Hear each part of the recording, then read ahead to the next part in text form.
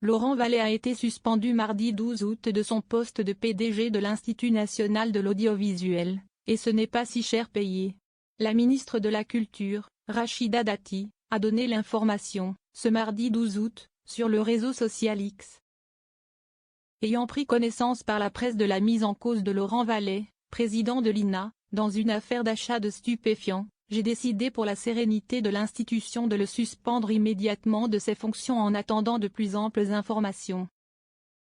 Mercredi 29 août, le concerné a démissionné. J'ai présenté à la ministre de la Culture ma démission des fonctions de président de l'INA que j'exerce depuis 2015, afin de suivre une mesure d'injonction thérapeutique ordonnée par la justice, a-t-il expliqué dans un communiqué.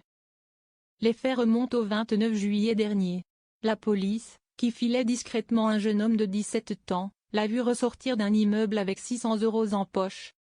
Le garçon a dans un premier temps déclaré qu'il sortait de chez un ami. La police a fini par débusquer l'ami en question, qui n'était autre que Laurent Vallée, 55 ans.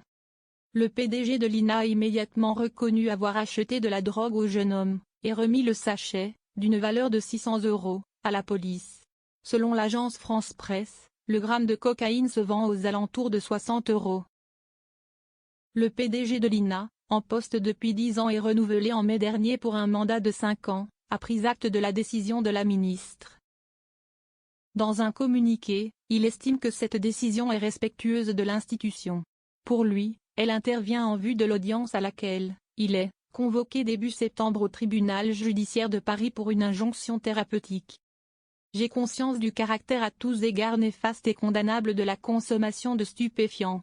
J'ai mis en place le dispositif indispensable visant à y mettre un terme définitif et me soumettrai à toute obligation que la justice estimera nécessaire, a-t-il assuré. Son dealer, lui, ne risque pas de redevenir PDG de quoi que ce soit. Mineur, il est placé sous contrôle judiciaire, selon le parquet de Paris, et sera convoqué devant le tribunal pour enfants le 16 décembre prochain. La prédécesseure de Laurent Vallée, Agnès Salle, avait déjà dû démissionner de son poste après une affaire de frais taxis exorbitants. La séquence intervient au beau milieu d'une tempête, alors que Rachida Dati a fait voter, début juillet, son projet de réforme de l'audiovisuel public, soit une holding qui regrouperait France Télévisions, Radio France et l'INA.